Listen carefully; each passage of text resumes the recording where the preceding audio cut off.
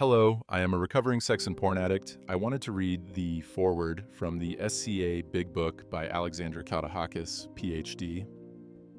It actually had a big impact on me, so I'm going to read this from the book. As far back as the 1800s, Western medicine has continuously examined excessive sexual behavior, arguing over how to categorize it and giving different labels along the way. While the field of psychotherapy continues to debate whether the excessive use of sex can be an addiction and what the definition of excessive is, millions of people who struggle with the issue find their way to healing through 12-step programs like Sexual Compulsives Anonymous. In 1983, Patrick Carnes introduced the term sexual addiction in his groundbreaking book, Out of the Shadows: Understanding Sexual Addiction.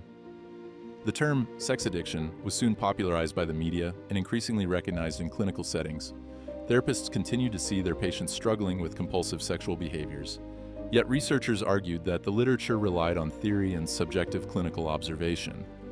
Without sufficient empirical evidence to support the problems existent, academic and researchers continue to invalidate the problem. Meanwhile, 12-step programs devoted to assisting with the sexual compulsion proliferated. Almost 40 years later, the World Health Organization announced compulsive sexual behavior disorder as a new diagnosis into the 11th edition of the International Classification of Diseases. This edition was a major win for those who struggle with sexual addiction and compulsivity the world over. Sexual compulsivity, also known as sex addiction, has its genesis in childhood, neglect, or emotional physical, including bullying and sexual abuse. The ensuing wounds bequeath the sexual compulsive a shame-based sense of self that attempts to ride itself through the distorted mime language of sex. In other words, the sexual compulsive disparity seeks validation, love, and a place to belong through multiple disconnecting and emotionally harmful sexual experiences, further traumatizing and damaging their very sense of self. Shame accompanies all forms of abuse and is considered a barrier emotion that blocks all other vitality states from being experienced. Chronic and unrepaired shame in the early childhood prevents the healthy development of a sense of self. It has devastating effects on being relational. Emotional contact or attachment to others can't be met due to the shame and even terror that human contact can bring. When the self suffers in this manner, the sexual compulsive feels tormented as if their very soul is sick. Even worse, shame can become dissociated or repressed for a long time without awareness. Sexually acting out, then, is the manifestation of unconscious, unresolved shame. Sadly, it leads to the sexual compulsive into a vicious cycle of self-loathing, self-destruction, and self-sabotage when things are going well, making shame the cause and effect of their sex addiction. Sexual addiction and compulsivity are also thought of as an intimacy disorder, with fantasy often being the counterpoint to shame. Shame resides deep in the gut, while fantasy is a neural pathway in the brain that allows the person to dissociate. Pathological disassociation is a disconnection between the cortical intellect and the subcortical emotional parts of the brain.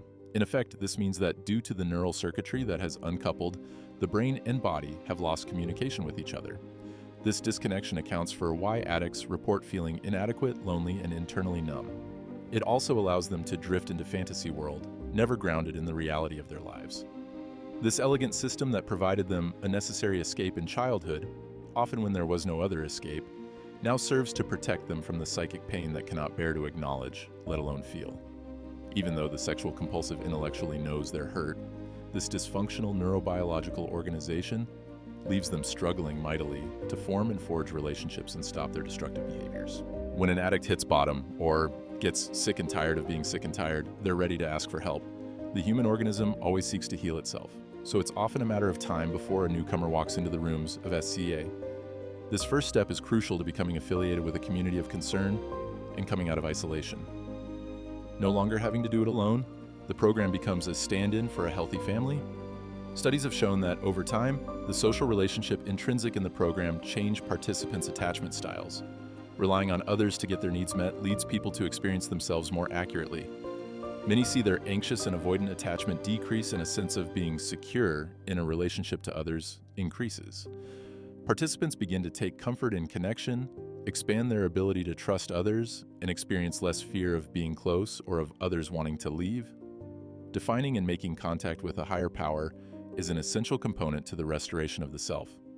Whether the recovering person locates it in the actual meaning or comes to experience it as a universal divinity within.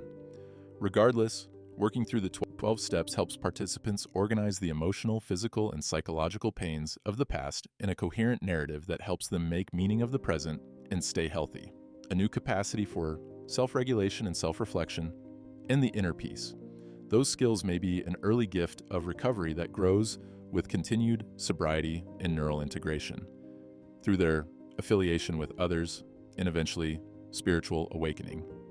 The recovering person can earn a secure attachment, laying the foundation to move towards healthy sexuality. By diligently working the program, recovering addicts experience an emotionally and spiritually intimate relationship with their fellows and with themselves, sometimes for the first time.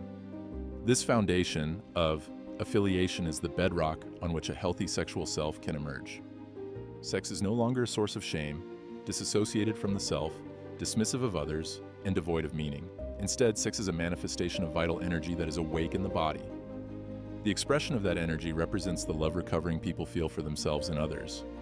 Emotional connection and bodily pleasure are the necessary combination for robust and healthy sexuality. In these pages, you will hear the lived experience of recovering people.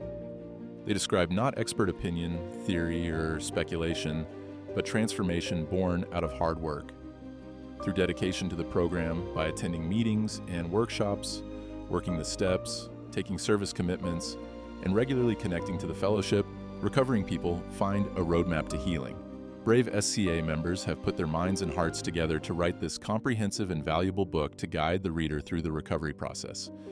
If you're reading this, you've already begun to change your life. Within these pages, you will find the experience, strength, and hope you've been seeking. SCA changes people's lives. There is hope, and you are the one you've been waiting to discover. Alexandra Katchakis is a clinical sexologist and founder of Center of Healthy Sex. She is the author of numerous books on sex addiction and intimacy issues. But I just have to remind myself that this is a disease, an addiction. There's medical proof behind it. What caught me when I heard this is how it talks about the shame is the root of all of this, and I found that to be very fascinating. So I hope everybody has a good day. That's the forward of the third edition, the SCA Big Book, A Program of Recovery.